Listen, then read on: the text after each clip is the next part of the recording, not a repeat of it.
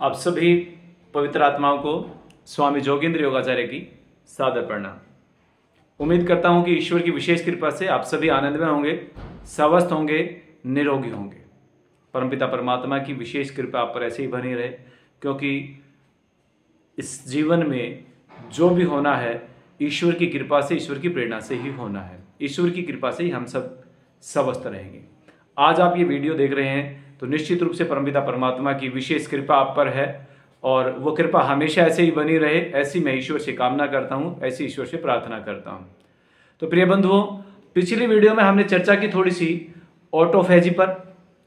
हमारे जापानी साइंटिस्ट जो बायोलॉजिस्ट थे, उन्होंने आपको एक नई रिसर्च दी, एक नई रिसर्च आपके सामने लेकर के आए, ऑटोफेजी जिसको नाम दिया।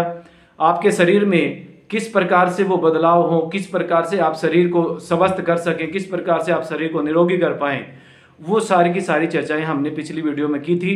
आज विस्तृत रूप से हम इसके बारे में पूरी जानकारी लेते हैं। प्रिय बंधुओं, हमने पिछली बार चर्चा की थी कि किस प्रकार से आपका शरीर काम करता है आपके शरीर को स्वस्थ रखने के लिए। आज हम उसी चर्चा को आगे बढ़ाते हैं कि जब आप इस मुख से कुछ भी अंदर नहीं डालते हो तो फिर आपका शरीर क्या करता है। आपका शरीर खाली रहेगा, उस समय आपका शरीर खाएगा आपके डेड सेल्स को, उस समय आपका शरीर खाएगा आपके टॉक्सिन्स को, उस समय आपका शरीर खाएगा आपके इवन कैंसर के सेल्स, जिन सेलों के ऊपर शरीर की पार नहीं बस आती, उनको भी हमारे जो लाइसोसोम के अंदर डाइजेस्टिव एंजाइम्स हैं वो उनको खा जाते हैं। इवन एक्स्ट्रा फैट जो आपकी बॉडी में है उसको भी ये शरीर आपका खा जाएगा उन डाइजेस्टिव एंजाइम्स के माध्यम से। तो अब कैसे वो दिनचर्या रहे हमारी, हमने पिछली बार थोड़ी चर्चा की थी कि एक गिलास पानी आपका 45 मिनट में डाइजेस्ट होता है। उसमें अगर आपने नमक और नींबू डाल दिया तो वो 1.5 घंटे में डाइजेस्ट होगा। अगर आपने जूस पिया तो वो वो भी 1.5 घंटे में डाइजेस्ट होगा। अगर आपने फ्रूट या वेजिटेबल्स कच्ची रूप में खाए वो 2 से 2.5 घंटे में डाइजेस्ट होंगे। इसके अलावा आपने जो हम लोग घर में भोजन कर रहे हैं वो आप कर रहे हैं तो फिर वो 6 से 8 घंटे में आपका भोजन पचेगा। और यदि दूध या दूध से बना हुआ कोई भी प्रोडक्ट आपने एनिमल प्रोटीन कोई भी यूज किया तो वो आपका 12 से 18 घंटे में पचेगा। और यदि आप मांसाहारी हैं तो वो तो 24 घंटे से भी ज़्यादा समय उसमें लगता है। तो इस प्रकार से जो चीज़ आपने सेवन की उसके उतनी देर बाद ऑटोफेजी स्टार्ट होती है। हम मन में ये आता है कि अब तो हमने अभी खाना खा लिया तो ऑटोफेजी स्टार्ट हो जाएगी, अभी शरीर हमारी बीमारियों को खाना शुरू कर देगा, लेकिन ऐसा नहीं होता है। अगर आपने पानी पिया है तो 45 मिनट के बाद आपकी ऑटोफेजी स्टार्ट होगी। अगर आपने भोजन किया है जो हम घरों में खा रहे हैं तो 4 से 6 घंटे के बाद ऑटोफेजी स्टार्ट होगी। तो इसीलिए हमें सोचना पड़ेगा कि हम क्या भोजन कर रहे हैं और उसकी उतनी देर बाद आपकी ऑटोफेजी स्टार्ट होती है। और सही मायने में अगर आप पूछें तो जब आपका 48 आवर्स का उपवास होता है, 48 घंटे का उपवास आपका हो जाता है, तो आपकी बॉडी जो ऑटोफेजी कर रही होती है वहां पर वो चरम पर होती है, एक एक्सट्रीम लेवल पर होती है। और उस दौरान आपके शरीर में जितनी भी बीमारियां पैदा हो रखी हैं उन सब के सेल्स को आपके डाइजेस्टिव एंजाइम्स जो है वो खा जाते हैं और इतनी स्पीड में खाते हैं जैसे जंगल में आग लगी हुई हो, उस तरीके से वो उसको भक्षण करते हैं, उसको खा जाते हैं। तो आपके शरीर में कोई भी बीमारी है, सिर के दर्द से लेकर के कैंसर तक, यदि आप उपवास करते हैं तो निश्चित रूप से वो बीमारी आपकी खत्म हो जाएगी। और आपका शरीर, परमपिता परमात्मा ने इस इंटेलिजेंट बॉडी को वो शक्ति दी, वो क्षमता दे करके यहाँ पर भेजा कि किसी भी बीमारी को किसी भी समय पर ये खत्म करने की क्षमता रखता है। बस निर्णय आपको लेना है। और निर्णय बहुत सहज है कि उपवास का मतलब तो हमारे ऋषि मुनियों ने बिल्कुल साफ लिखा था कि लंघनम परम औषधम, कि लंघन दुनिया की सबसे बड़ी औषधि है। लेकिन लंघन का मतलब उपवास, और उपवास का मतलब ना कुछ खाना ना कुछ पीना। आज समाज में जो परंपरा चली हुई है कि ये आपका उपवास के लिए कुट्टू स्पेशल आटा, ये उपवास स्पेशल आपके कुरकुरे, ये उपवास स्पेशल चिप्स, ये उपवास स्पेशल लेज, हम नॉर्मल दिनों से भी ज़्यादा जो उपवास के दौरान खा रहे हैं वो उपवास नहीं है, वो हमने उपवास का उपहास बना दिया है। उपवास का मतलब ना कुछ खाना ना कुछ पीना। आप ये करके देखिए और स्वयं, ये केवल भाषण का विषय नहीं है, ये केवल बोलने का विषय नहीं है, केवल सुनने का विषय नहीं है, ये केवल थ्योरी नहीं है, ये प्रैक्टिकल का विषय है जब आप करके देखेंगे तो निश्चित रूप से आपको लाभ मिलेगा और दुनिया की कोई मेडिसिन आपको खाने की जरूरत नहीं पड़ेगी, ना आयुर्वेदिक, ना एलोपैथी, ना होम्योपैथी, किसी भी पैथी में आपको जाने की जरूरत नहीं पड़ेगी।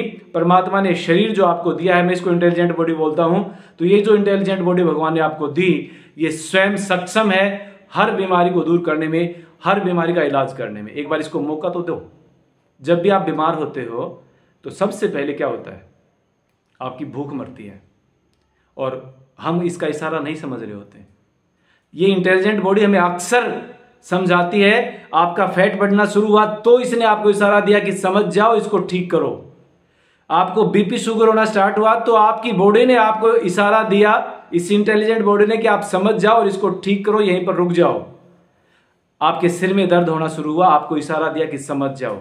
आपको बुखार हुआ तो आपको इशारा दिया कि समझ जाओ। लेकिन हम लोग नहीं समझे और ना समझी की वजह से हम लोग दुर्गति को प्राप्त होते हैं। और बहुत कड़वी बात बोल रहा हूं, एक दिन वो समय भी हमें देखना पड़ता है जब हमारे परिवार के सदस्य खुद ये बोलते हैं, मजबूर होते हैं कि भगवान इसको उठा ले तो ठीक है। और उनकी बात जब हमारे कानों में जाती है तब हम भी ये बोलने पर मजबूर होते हैं, रोते हैं सारा दिन एक बिस्तर पर लेटे लेटे कि भगवान मुझे उठा ले तो ठीक है, भगवान मुझे उठा ले तो ठीक है। क्योंकि वो बहुत भयानक और दर्दनाक परिस्थिति होती है जब हमारे लैट्रिन बाथरूम हमारे खुद के बच्चे धो रहे होते हैं। तो कुछ भी तो नहीं करना है आपको, उपवास ही तो करना है, ऑटोफेजी करनी है। और मैं बात कर रहा था कि जब आप बीमार होते हैं तो सबसे पहले आपकी भूख मरती है, आपका शरीर कहता है कि मुझे मौका दो। ये इंटेलिजेंट बॉडी आपको कहती है कि मुझे मौका दो, मैं इसको मारती हूं। जो वायरस आपके शरीर में आया है, जो अनहेल्दी बैक्टीरिया आपके शरीर में, मैं उनको मारती हूं। लेकिन हम क्या करते हैं, हमारे पूरे परिवार वालों का प्रेम उमड़ करके आता, नहीं नहीं नहीं, सुबह से कुछ भी नहीं खाया, थोड़ा सा तो खा लो, नहीं 1 गिलास दूध पी लो जी, 2 ब्रेड तो ले लो जी। अब जैसे ही आपने मुंह से कुछ भी डाला, आपका शरीर उसको डाइजेस्ट करने में लग गया, वो ऑटोफेजी तो खत्म हो गई है। जो वो स्वयं भक्षण कर रहा था, सेल्फ टू ईट की जो प्रक्रिया चल रही थी, वो खत्म कर दिया आपने, बीच में रोक दिया उसको। तो इसीलिए जब भी कोई रोग हो आप उपवास करें, भोजन बंद कर दें, आपका शरीर स्वयं उस रोग को दूर कर देगा। चाहे वो बुखार हो, खांसी जुकाम हो, सिर में दर्द हो, कुछ भी हो रखा है, आप एक बार उपवास करके देखिए, आपका शरीर स्वयं ठीक करेगा।